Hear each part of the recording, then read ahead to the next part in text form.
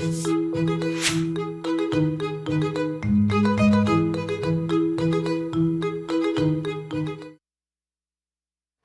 뉴스통 한라인 시간입니다. 최근에 국제유가가 많이 오르면서 석유 제품 가격 인상 가능성이 상당히 좀 커지고 있는 그 시기인데요. 근데 오늘부터 여기다 유류세 인하 폭이 절반으로 축소가 됩니다. 기름값은 더 오르게 되겠죠. 자, 현장 좀 연결해서 이야기 좀 들어보겠습니다. 정책부 김한희 기자입니다. 자, 김 기자, 오늘부터 유류세 인하폭이 줄어들죠. 그 배경, 그리고 기름값이 그러면 얼마나 오르게 되는 거예요?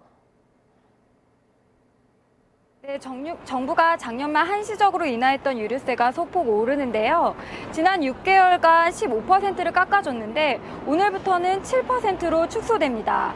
휘발유가 리터당 65원, 경유는 46원 오르게 됩니다. 사실 유류세 인하는 6개월간 해주기로 했던 거기 때문에 이번에 다시 환원시켜야 하는데요. 15%가 너무 크다 보니 소비자들에게 부담이 높습니다.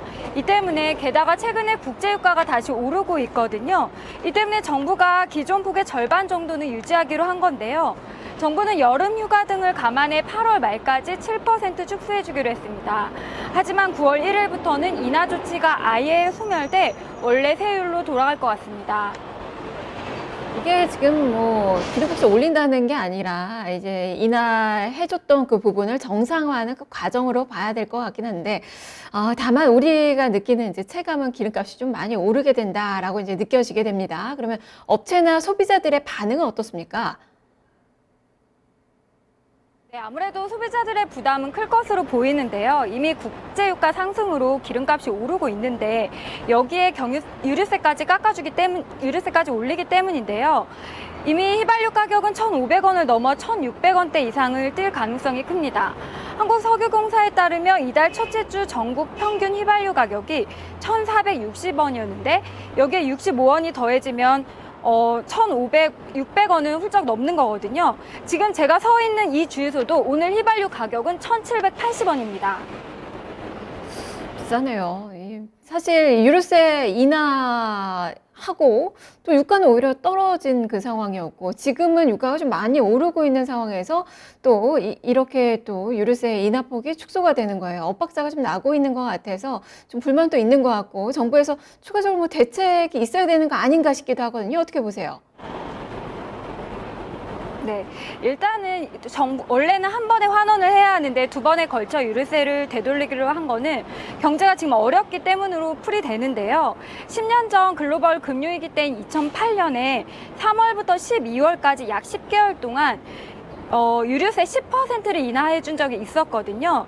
당시에는 환원 조치를 바로 했었습니다. 하지만 이번에는 15%에서 바로 0%로 줄이는 거는 너무 부담이 커서 두 번에 나누는 거거든요. 하지만 부담은 너무 클 것 같습니다.